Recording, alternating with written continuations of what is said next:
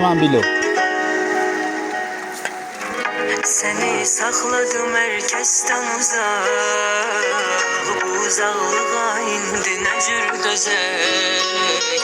Bağlanıp yollarım sene çatmıram, tezeden bu körpünü ne cür düzek. Nece ellerimde kalmadı elim, yüreğim sığ arzularım derin.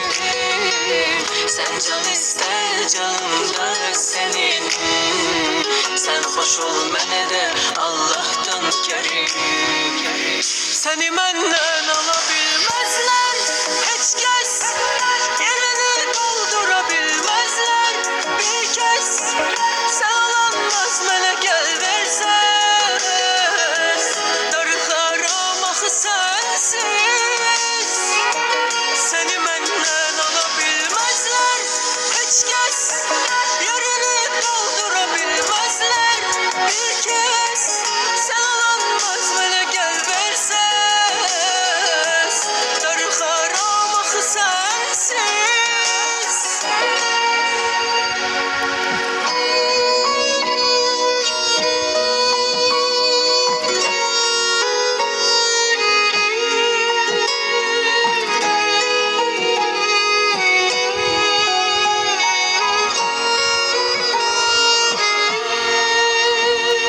Sen hayalımdasan, her anımdasan, yüreğim hakim sen. Sen damarımdasan, dayağımdasan, yıkılaram el çekmersen. Ben kararımdayım, gözlerim buradayım, belki bir gün gelesen sen.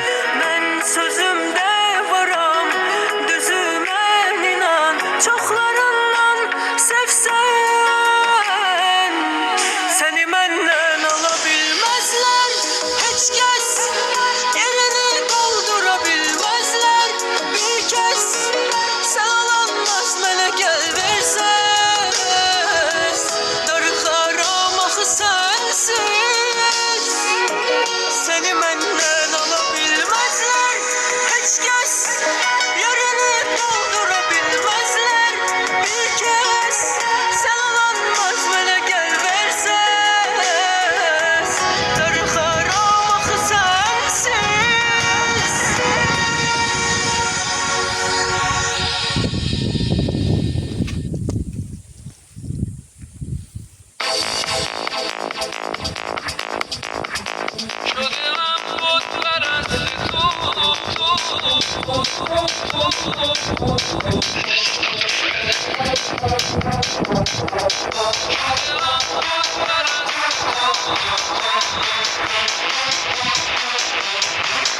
شب هجرون دیگه تمومه، گل مهتاب بر سر بومه، عاشقی جز برگ و غرومه که برای تو زنده، که برای تو